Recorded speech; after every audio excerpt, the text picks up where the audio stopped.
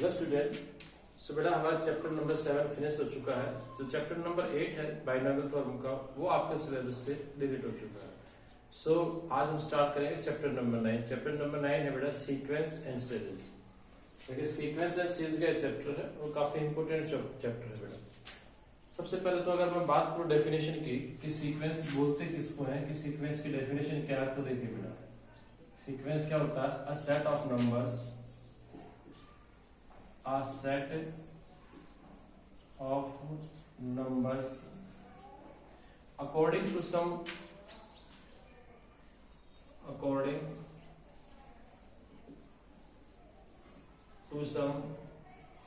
specific rule, according to some specific rule is called a sequence।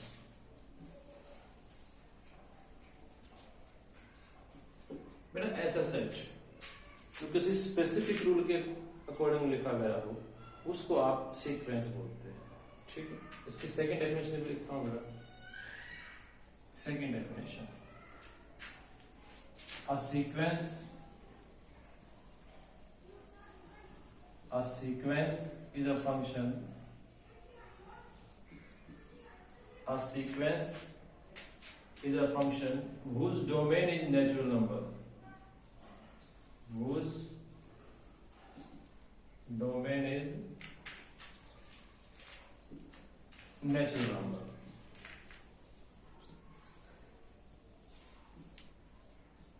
तो sequence एक ऐसा function होती है जिसकी डोमेन नेचुरल नंबर होती है, आप ये भी लिख सकते हैं। ठीक, क्योंकि फंक्शन क्या होता है बेटा? फंक्शन का मतलब यही तो होता है ना कि किसी न किसी रूल के अकॉर्डिंग आपके एलिमेंट लिखे गए हैं। देखिए दोबारा से अगर आपको एक बात चैप्टर नंबर 2 में लेके जाऊं, फंक्शन को रिवाइज करके आपको बताऊं कि फंक्शन क्या था। देखिए सपोज करिए ये x है, ये y है। सो f आपके पास एक फंक्शन होता था। कब बोलते थे f को फंक्शन? ठीक है, तो देखिए डेफिनेशन फंक्शन की दोबारा से, function is a rule which associate each element of x to unique element of y। Function क्या होता है? एक रूल है, ठीक है, जो क्या करता है x के हर एक एलिमेंट को y के यूनिक एलिमेंट के साथ जोड़ता है। यहाँ पे भी बात इसकी कर रहे हैं ना, स्पेसिफिक रूल की तो बात कर रहे हैं। ठीक है, तो आप ये लिखिए डेफिनेशन, या ये लिखिए, आपके ऊपर डिपेंड करता है बेटा। क्लियर? सेट ऑफ नंबर्स जिनको आप किसी स्पेसिफिक रूल के अकॉर्डिंग लिख दें, उसको आप सीक्वेंस बोलते हैं। यानी कि उनके अंदर कोई ना कोई रूल होना चाहिए। जो आपने नंबर लिख रखे ना, उनके अंदर कोई ना कोई रूल होना चाहिए। अगर कोई ना कोई रूल है तो उसको क्या बोलेंगे आप? सीक्वेंस बोलेंगे बेटा। सीक्वेंस तो सिंपल सा होता है। देखिए जैसे आपके सीक्वेंस मैंने लिख दी 1 3 5 7 9, ये तो ये ओड नंबर की सीक्वेंस है। ठीक है, ये लीजिएगा, तो ये सीक्वेंस है। तो ये क्या बोला है? सेट। तो सेट में इसको सेट बोला नहीं, सेट, तो इस सेट के अंदर इसको रख दीजिए। तो इसको बोलते हैं बेटा, क्या बोलते हैं? सीक्वेंस। ठीक है, इसके अंदर आपको दिखाई दे रहा है कि एक रूल है। क्या? 1 + 2 3 3 + 2 5 5 + 2 7 7 + 2 9। लेकिन जो सीक्वेंस है वो ये भी हो सकती है कि sequence of prime number, sequence of prime numbers. ये बेटा अब प्राइम नंबर्स कौन से होते हैं आपके? 2 3 5, ठीक है, 7, ऐसे, ये प्राइम नंबर। इसके अंदर क्या है बेटा? देखिए इसके अंदर आप इन टर्मों में कोई रूल नहीं ढूंढ पाएंगे। इन टर्म्स के अंदर कोई रिलेशन नहीं है। इसमें तो देखो इन टर्म्स के अंदर रिलेशन है क्या, कि अगर आप प्रीवियस टर्म में 2 ऐड कर देंगे तो नेक्स्ट टर्म आ जाएगी। लेकिन इसमें ऐसी कोई रिलेशन नहीं है। ठीक है, इसके अंदर टर्मों के अंदर रिलेशन नहीं है। इसके अंदर क्या है कि भाई हमें पता है कि स्पेसिफिक रिलेशन है कि इसके अंदर आप प्राइम नंबर लिखेंगे। क्लियर? क्या लिखेंगे इसके अंदर? प्राइम नंबर लिखेंगे। ठीक है, तो ये भी आपकी सीक्वेंस है और ये भी सीक्वेंस है। आई थिंक कि सीक्वेंस आपको क्लियर हो गया। मतलब अगर मैं बिल्कुल एक कहते हैं ना कि सिंपल वे में बोलूं, तो सिंपल वे में क्या है कि अगर आप टर्मों को किसी रूल के अकॉर्डिंग लिखते हैं, स्पेसिफिक रूल के अकॉर्डिंग लिखे गई है, तो उनको उसको आप क्या बोलते हैं, सीक्वेंस बोलते हैं। सिंपल सी बात है। अब सीक्वेंस के बाद देखिए,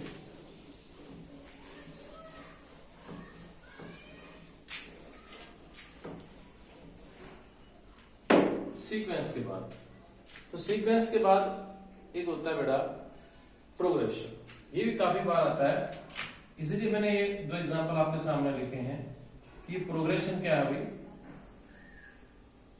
वर्ड तो आपने सुन रखा है, प्रोग्रेशन के अंदर क्या होता है बेटा, इसके अंदर जो आपके नंबर्स है ना, किसी न किसी डेफिनेट रूल के अकॉर्डिंग लिखे होते हैं। डेफिनेट रूल ऐसा रूल होगा जिससे आप उसकी nth टर्म निकाल सको। ठीक है, अभी मैंने एग्जांपल लिया प्राइम नंबर का, तो प्राइम नंबर आपने लिखे हैं, उसके अंदर कोई डेफिनेट रूल नहीं है कि आपकी nth टर्म कैसे निकलेगी, आप उसके अंदर nth टर्म नहीं बता सकते, तो इसका मतलब वो आपकी प्रोग्रेशन नहीं है। देखिए प्रोग्रेशन क्या होती है, a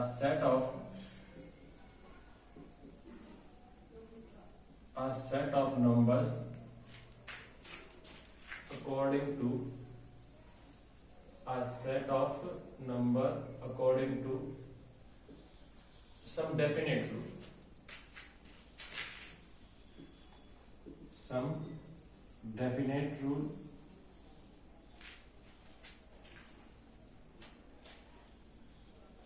such that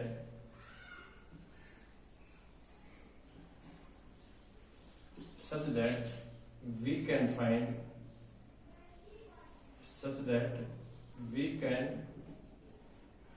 the nth term. We can find the nth terms. We can find the nth term of these numbers. ठीक है बेटा, अगर हम इन नंबर्स की nth टर्म निकाल सकें, nth टर्म फाइंड आउट कर सकें, ऐसा कोई रूल हो, फिर इसको बोलते हैं प्रोग्रेशन, है ना। आई थिंक कि अब आप समझ रहे हैं कि प्रोग्रेशन और सीक्वेंस में क्या डिफरेंस है। देखिए अगर मैं एग्जांपल की बात करूं, तो मैंने अभी लिखा था आपके पास, जैसे चलो वो लिख लेते हैं 1 3 5 7 9, ये एक तो मैंने ये लिख दिया, है ना, और एक मैंने लिखा था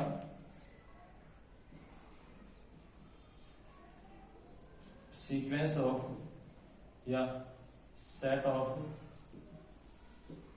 prime numbers.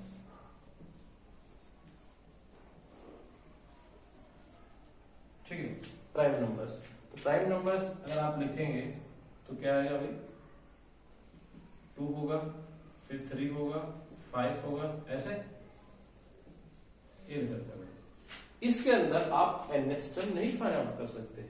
nth prime number कौन सा होगा आप नहीं बता सकते बेटा। देखिए इसके अंदर रूल तो है, लेकिन इसके अंदर लॉजिकल रूल है कि लॉजिक ये दिया गया कि इसके अंदर प्राइम नंबर है, लेकिन इसके अंदर डेफिनेट रूल नहीं है वो कि उससे आप इसकी nth टर्म निकाल सके। यहाँ nth टर्म नहीं निकलेगी, इसके अंदर आप nth टर्म निकाल सकते हैं। ठीक है ना, इसके अंदर आप nth टर्म निकाल सकते हैं। nth टर्म निकालना आपने 10th क्लास में सीखा भी है। क्यों भाई, कैसे, ये क्या बनेगी 1 + 2 + 3, ठीक है, 1 + 2 3 + 2, 2 का डिफरेंस है, तो ये एपी बनती है। एपी की nth टर्म आपको आती है a + n - 1 × b। a क्या है 1 first term, n - 1 nth term निकालनी है, और d क्या है 2, तो ये आपके पास आ जाएगा 2n - 1। बिल्कुल सिंपल सा है। n को 1 रखोगे तो फर्स्ट टर्म, 2 रखोगे सेकंड, फिर 3 रखोगे तो थर्ड टर्म, ऐसे आ सकती हैं। तो इसके अंदर क्या है, आप nth टर्म निकाल सकते हैं, तो ये आपकी एक प्रोग्रेशन है।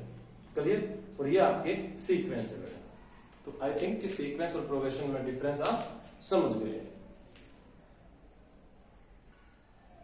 सो देखिए बेटा, सीक्वेंस को आप ऐसे लिख सकते हैं, जैसे इसके टर्म में है a1 a1, a2, a3, ऐसे लिख सकते हैं। ठीक है, अगर आप चाहें तो सीक्वेंस कैसे लिख सकते हैं,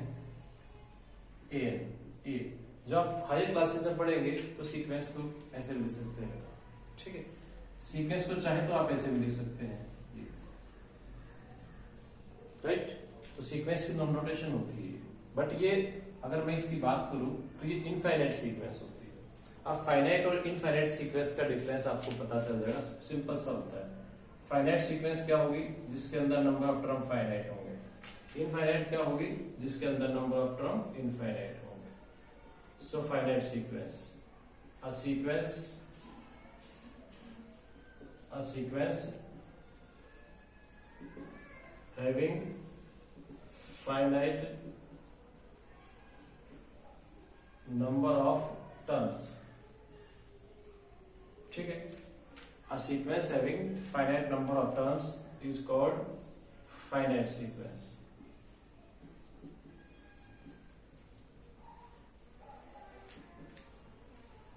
ठीक है बेटा, जैसे मान लीजिए आपके पास है A1, A2, AN, ये is a finite sequence.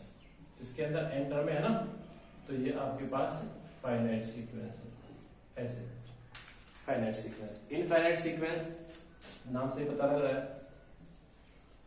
Infinite sequence, a sequence having infinite number of terms, a sequence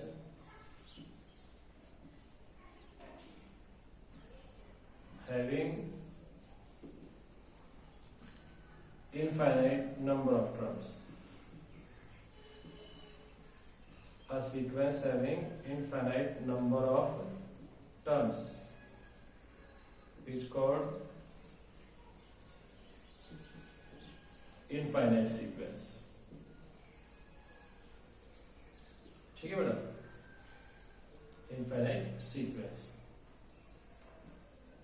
ऐसा लिख सकते हैं A1, A2, A3, AN फिर डैश डैश, इनफाइनाइट सीक्वेंस है, is infinite sequence,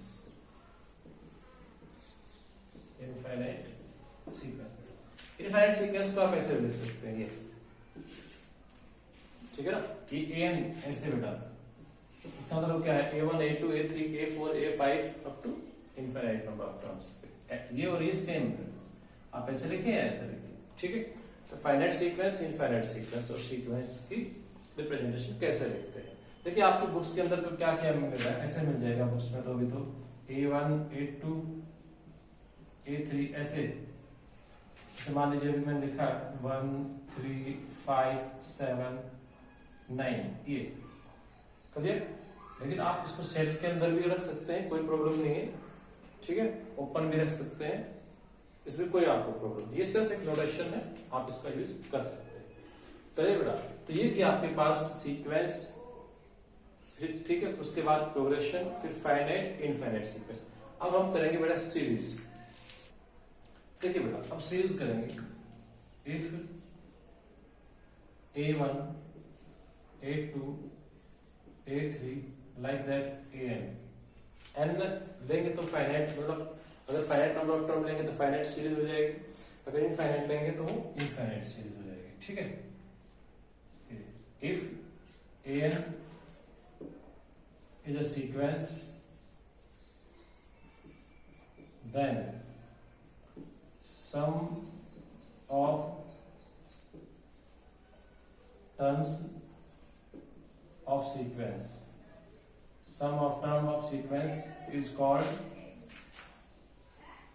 a series। अगर आप इस सीक्वेंस की टर्मों का सम कर दें तो उसको आप सीरीज बोलेंगे, ठीक है। ये देखिए, सीरीज को आप ऐसे लिख सकते हैं, समेशन AN, इसका मीनिंग क्या होता है बेटा, A1 plus A2 plus A3 plus A4 like that, ऐसे लिख सकते हैं आप, इस सीरीज की डिनोट करता है बेटा। लेकिन फिर जैसे आपकी बुक्स के अंदर ये मैं बोल रहा हूँ हायर क्लासेस में या स्टैंडर्ड की बातें हैं, ये जैसे यहाँ पे लिखेगा तो ऐसे लिख देगा A1 plus A2 plus A3 like that. यहाँ पे सीरीज कैसे लिखा जाएगा, जैसे भी मैंने थोड़ी देर पहले आपको सीक्वेंस लिख के लिखा है, तो अगर उसको ऐसा कर दें 1 प्लस 3 प्लस 5 प्लस 7 प्लस 9, तो ये हो जाएगी सीरीज। यानी कि सीक्वेंस की जो टर्म्स हैं उनको आप ऐड कर दें तो उसको सीरीज बोलते हैं बेटा। इनफाइनाइट सीरीज मतलब इनफाइनाइट नंबर ऑफ टर्म्स होगी। जैसे ये मैंने इसके समेशन के ऊपर कुछ भी नहीं लिख रखा, इसका मतलब ये इनफाइनाइट है। अगर चाहे तो आप लिख सकते हैं n1 to infinity, infinite series होती है बेटा। फाइनाइट के अंदर नंबर ऑफ टर्म क्या हो जाएंगे, फाइनाइट हो जाएंगे। सिंपल सा है। तो इनफाइनाइट और फाइनाइट सीरीज का तो कोई ऐसा काम है नहीं जिसको आप इजीली ना कर पाए। क्लियर? तो ये आपके पास सीरीज है, तो सीरीज का मीनिंग क्या हुआ, sum of terms of sequence. Clear?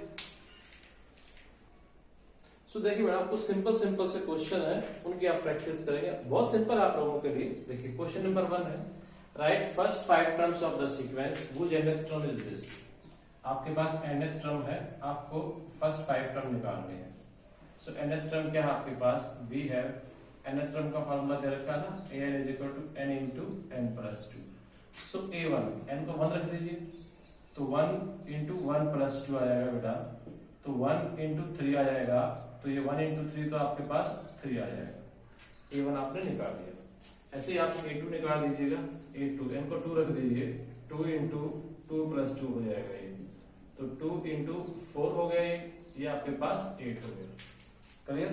a3 निकाल दीजिएगा, थर्ड टर्म n को 3 रख दीजिए, 3 into 3 plus 2 हो जाएगा, तो ये 3 plus 2 5 हो जाएगा, तो ये आपके पास क्या आएगा बेटा, 15 आ जाएगा। a3 भी आपने निकाल दिया। ठीक है, अब a4 निकाल दीजिए, n को 4 रख दीजिए, 4 into 4 plus 2 हो जाएगा, तो ये 4 into 6 हो जाएगा, 24 हो जाएगा। a5 निकाल दीजिए, 5 रख दो, 5 into 5 plus 2, सो 5 into 7 ये 35 हो जाएगा। तो काफी सिंपल सा क्वेश्चन है, ये आप इजीली कर सकते हैं। क्लियर बेटा? ऐसे ही अगर नेक्स्ट क्वेश्चन की बात करूं, क्वेश्चन नंबर 2, देखिए राइट द 5 टर्म्स सेम है। nth टर्म आपके पास है an is equal to n by n plus 1, ये आपके पास है। आपको फर्स्ट 5 टर्म निकालनी है, तो कर दीजिएगा, बहुत सिंपल है ये भी। ऐसे ही a1 n को 1 रखोगे तो 1 by 1 plus 1, 1 by 2 आ जाएगा। n को 2 रखोगे तो 2 by 2 plus 1 मिल जाएगा, 2 by 3 मिल जाएगा। n को 3 रखेंगे तो थर्ड टर्म आ जाएगी, a3 is equal to 3 by 3 plus 1 मिल जाएगा, तो 3 by 4 मिल जाएगा। ऐसे ही 4 रखोगे तो 4 by 4 plus 1 4 by 5 मिल जाएगा। अगर n को 5 रखेंगे तो 5 upon 5 plus 1 that is 5 by 6। बहुत सिंपल क्वेश्चन है ये। क्वेश्चन नंबर 1 है, क्वेश्चन नंबर 2 है। आप ऐसे क्वेश्चन नंबर 1, 2, 3, क्वेश्चन नंबर 4 ये सॉल्व कर सकते हैं। नाउ क्वेश्चन नंबर 5 देखिए बेटा, क्वेश्चन नंबर 5 भी ऐसे ही करना है, काफी सिंपल क्वेश्चन है। इसके अंदर भी आपको फर्स्ट 5 टर्म फाइंड आउट करने हैं। तो देखिएगा nth टर्म आपके पास गिवन है, we have an is equal to -1 raised to power n minus 1 5 raised to power n plus 1।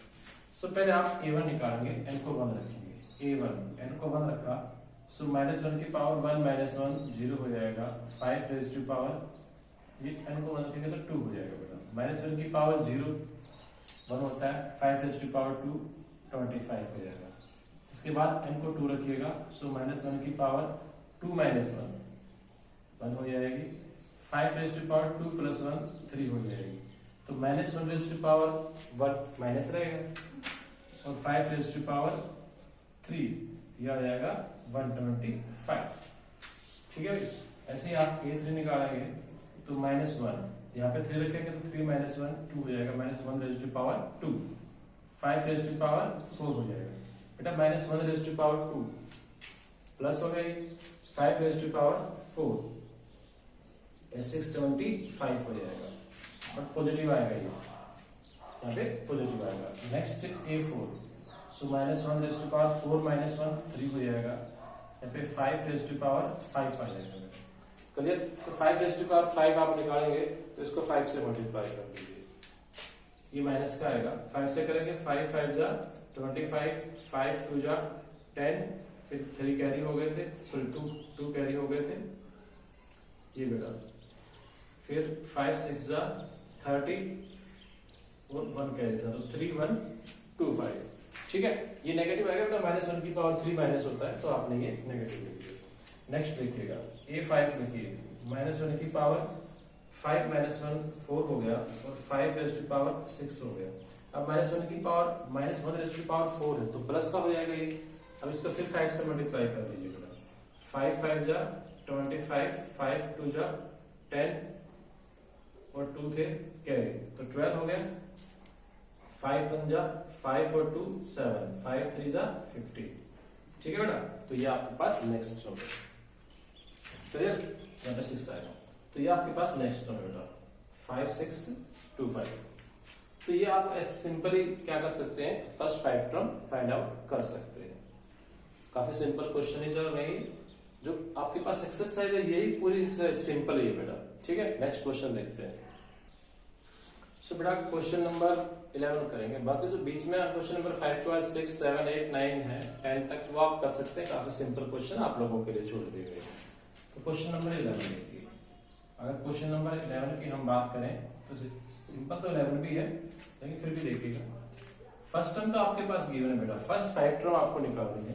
Right first 5 term of the sequence and obtain the corresponding series. पहले आप first 5 term निकालिए और जो series बनेगी फिर वो निकाल दीजिएगा। सो आपके पास फर्स्ट टर्म तो गिवन है, we have a1 is equal to 3 and an is equal to 3 into an minus 1 plus 2 for all n greater than 1। यानी कि अगर आपको n 1 से बड़ा रखना है, सेकेंड टर्म निकालने, थर्ड निकालने, तो यहां से निकलेगी। ठीक, second third fourth fifth term यहां से निकलेंगे। तो क्या करेंगे, पुट n को आप 2 रख दीजिए, 1 से बड़ा है तो 2 आएगा नेचुरल नंबर, n को 2 रखेंगे तो ये हो जाएगा a2 इज इक्वल टू 3। यहाँ पे आपने 2 रखा, 2 माइनस 1 1 हो गया प्लस 2, तो 3a1 प्लस 2। अब a1 की वैल्यू 3 है, सो 3 इंटू 3 ये हो जाएगा 9 प्लस 2 11। तो a2 आपके पास 11 आ गया बेटा। अब n को आप 3 पुट कर दीजिए, n को 3 पुट करेंगे तो a3 आएगा, a3 यहाँ पे n को 3 तो ये 3 आएगा, 3 माइनस 1 2 तो a2 हो जाएगा बेटा। ये a2 अभी आपने निकाला है, a2 की वैल्यू 11 है यहाँ से, तो 11 इंटू 3 33 प्लस 2 35 हो गया। करिए ऐसे ही आप n को अब क्या रखेंगे, n को 4 रख दीजिए, 4 रखेंगे तो यहाँ पे a4 आएगा, a4 यह आएगा 3 इंटू 4 माइनस 1 3, तो 3 इंटू a3 प्लस 2, सो 3 इंटू a3 की वैल्यू आपके पास 35 है, प्लस 2 करेंगे। 3 को 35 से मल्टीप्लाई करिए, 3 5 जा 15 हो जाएगा, 3 3 जा 9 और 1 कैरी 105 प्लस 2 ऐड करने थे तो ये 107 आपके पास आ गया। अब आप n को क्या पुट करेंगे भाई, n को 5 पुट कर दीजिए, n को 5 पुट करेंगे तो फिफ्थ टर्म a5 आ जाएगी। सो ये आएगा 3 5 माइनस 1 4, तो ये a4 आएगा प्लस 2। क्लियर? तो 3 a4 की वैल्यू आपके पास आई हुई है 107, मल्टीप्लाई करिए, 3 7 जा 21, फिर 3 1 जा 3 प्लस 2, तो ये आएगा 3 2 3। ये बेटा तो आपके पास ये फर्स्ट क्या है 5 टर्म से, ये आपने फर्स्ट 5 टर्म निकाल दी। अब ये कहता है ऑब्टेन द कोरस्पोंडिंग सीरीज, अब आप इनकी सीरीज में निकालिए। तो अगर आप इनको सम के रूप सम में लिख दें, ऐड कर दें, तो क्या हो जाएगा आपके पास वो सीरीज आ जाएगी। लिख दीजिए कोरस्पोंडिंग सीरीज, कोरस्पोंडिंग सीरीज। ठीक है, तो क्या करेंगे बेटा, सम फर्स्ट टर्म क्या थी 3, ये first term, second term 11, third term 35, fourth term 107, fifth term 3 2 3, तो ये आपके पास कोरस्पोंडिंग सीरीज आ गई। तो क्वेश्चन तो ये भी सिंपल है, आप सिंपल वैसे इसको भी सॉल्व कर सकते हैं। राइट बेटा? सो बेटा last question, question number 14, the Fibonacci sequence is defined by a1 is equal to 1, a2 is also 1 and an is equal to an minus 1 plus an minus 2 for all n greater than 2। देखिए बेटा ये Fibonacci sequence है, इसके अंदर आपको first term 1 दे रखी है, second term भी 1 दे रखी है, फिर उसके बाद आपको रिलेशन दे रखी है कि an is equal to an minus one plus an minus two, यानी कि अगर आपको सेकंड टर्म निकालनी है तो यहाँ पे n को 2, सॉरी थर्ड टर्म निकालनी है n को 3 पुट करेंगे, फोर्थ टर्म के लिए 4 पुट करेंगे, फिफ्थ के लिए 5 पुट करेंगे, ऐसे आप निकाल सकते हैं नेक्स्ट टर्म। क्लियर? इसके बाद आप इसकी जैसे 5 टर्म तक निकालेंगे, फिर यहाँ पे पुट करेंगे आप बेटा, ठीक है। 5 के 6 टर्म भी निकालेंगे, फिफ्थ के बाद 6 भी निकालेंगे, इनको 1 पुट करेंगे तो ये आएगा a2 बाय a1, फिर 2 पुट करेंगे तो a3 बाय a2, ऐसे ही 3 पुट करेंगे a4 बाय a3, फिर 4 पुट करेंगे a5 बाय a4, फिर 5 पुट करेंगे a6 बाय a5। तो ये आपको निकालना है। सबसे पहले तो मैं इस पे डिस्कस करना चाहूंगा बेटा, जो है कि ऊपर लिख रखा है फिबोनाची। ये फिबोनाची क्या होता है? ठीक है, ये बेटा एक इटालियन मैथमेटिशियन था, उसका नाम था फिबोनाची। तो उसने एक सीक्वेंस दे रखी है, उसको बोलते हैं फिबोनाची सीक्वेंस। वो सीक्वेंस किस टाइप से होती है देखिए, इसके अंदर भी वही रूल लिख रखा है, फिबोनाची सीक्वेंस। एक ऐसी सीक्वेंस जिसमें अगर आप प्रीवियस टर्म को उसके अंदर ऐड कर दो तो नेक्स्ट टर्म लिखिए। जैसे सपोज करिए 0, फिर ये 1, तो 0 प्लस 1 लिखा जाएगा, तो 0 प्लस 1 1 आएगा, फिर 1 प्लस 1 ये 2 आएगा, फिर 1 प्लस 2 3 आएगा, 3 प्लस 2 5 आएगा, 5 प्लस 3 8, 8 प्लस 5 13, 13 प्लस 8 ये आपके पास 21, ऐसे आता जाएगा।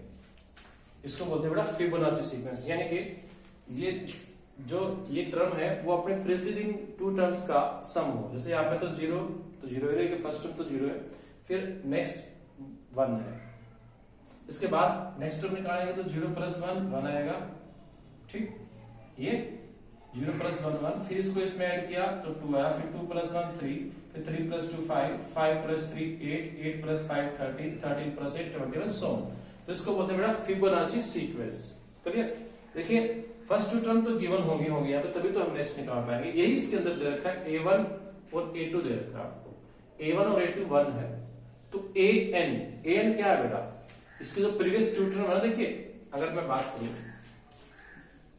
ये होगा a1, ये होगा a2, ये होगा a3, ऐसे यहाँ पे an माइनस 1 आएगा, पहले 2 ले लो, an माइनस 2, फिर an माइनस 1, इसके बाद an आएगा बेटा, तो an तो यहाँ पे आएगा। तो अगर आप इसके अंदर देखेंगे ये an क्या है, an इन दोनों का सम है ना ये, तो ये जो गिवन है ये आपके पास फिबोनाची सीक्वेंस ही गिवन है। क्लियर? अब आप यहां से टर्म निकालेंगे, देखिए कैसे सोल्व करेंगे। तो ये तो मैंने बताया आपको कि फिबोनाची सीक्वेंस होती क्या। फिबोनाची सीक्वेंस वो है जिसमें अगर आपको टर्म निकालनी है तो प्रीवियस 2 टर्म्स का सम होती है। ये लिख रखा है an किसका सम है, an जो प्रीवियस 2 टर्म्स है इनका सम है। We have a1 is equal to 1, a2 is equal to 1। ठीक है, अगर आप चाहें तो डायरेक्ट भी निकाल सकते हैं, इसकी जरूरत भी नहीं, मैंने अभी आपको बताया है। a3 क्या आएगी, 1 प्लस 1 2 आएगी, है ना। अगर मैं डायरेक्ट बात करूं ना तो ये 1 फिर ये 1, तो 1 प्लस 1 2 हो जाएगा, 2 प्लस 1 3 हो जाएगा, 3 प्लस 2 5 हो जाएगा, 5 प्लस 3 8 हो जाएगा, 8 प्लस 5 13 हो जाएगा। अब कितने ही निकाल लीजिए, इसके ऊपर तो कोई प्रॉब्लम ही नहीं है। आपको 6 टर्म चाहिए, 1 2 3 4 5 6, 1 2 3 4 5 6, ये हो गई, कोई प्रॉब्लम नहीं, सिंपल सा काम है ये, ऐसे आप निकाल सकते हैं। सपोज करिए आपको ये गिवन नहीं है, नहीं गिवन है, फिर भी आपको निकालना है, सिर्फ आपको ये है the Fibonacci sequence defined by this, ये है, इसके बाद ये गिवन ना हो तब भी आप ये पूरी की पूरी सीक्वेंस निकाल सकते हैं इस टाइप से। ठीक है, लेकिन अगर ये गिवन है इससे निकालेंगे तो भी आए तो होगा। an is equal to an minus 1 plus an minus 2 for all n greater than 2। so n को 3 रख लीजिए, 2 से बड़ा होगा तो n को 3 रखेंगे तो a3 is equal to 3 रखेंगे तो क्या आएगा a2 और ये a1, तो 1 प्लस 1 a2 आ गया ना। n को आप 4 रखेंगे, n is equal to 4, so a4 होगा, ये आएगा a3 प्लस a2, a3 आपने निकाला अभी 2 और ये था 1, तो 3 आ गया, 4 n इज इक्वल टू 5 रखेंगे तो a5 आएगा, ये a4 प्लस a3 हो जाएगा। a4 की वैल्यू आपने निकाली है, a4 की वैल्यू क्या है 3 और a3 की वैल्यू क्या है आपके पास 2, तो 3 प्लस 2 ये 5 आ जाएगा। 4 n is equal to 6 put करेंगे a6, ये क्या आएगा a5 प्लस a4, 5 प्लस 3 ये आ गया। तो सिंपल सा था। दोबारा से अगर आपको ये ना भी गिवन रिलेशन तो भी आप फिबोनाची वो सीक्वेंस है निकाल सकते थे। क्लियर, ये तो हो गया बेटा। अब देखिए इसमें आपको एक्चुअली अब निकालना क्या है, जो आपको निकालना है वो निकाल लेते हैं।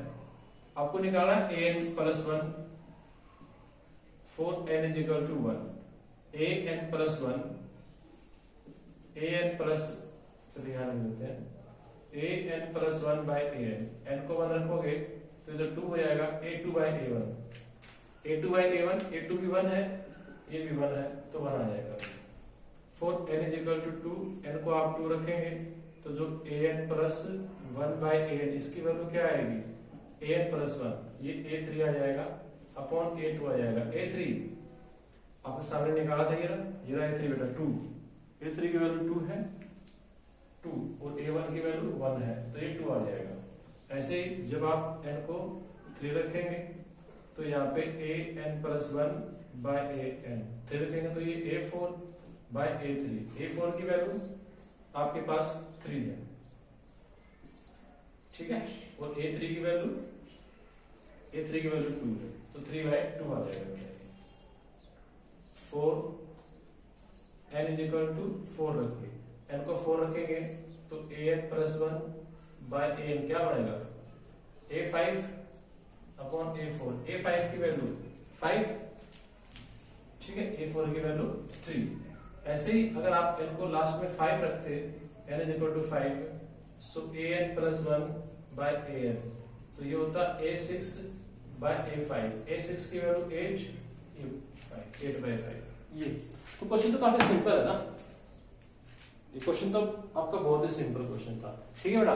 तो आप याद रखेंगे फिबोनाची सीक्वेंस किसको बोलते हैं, याद हो जाएगा, सिंपल सा था। प्रीवियस 2 टर्म्स को ऐड कर दीजिए, नेक्स्ट टर्म आ जाएगी। चलिए बेटा, इसके अंदर 2 टर्म्स तो गिवन होंगे ना, तभी तो नेक्स्ट टर्म निकलेगी। ये यही कर रखा था कि फर्स्ट 2 टर्म्स तो गिवन होंगे, उसके बाद हम नेक्स्ट टर्म निकाल सकते हैं, ठीक है बेटा।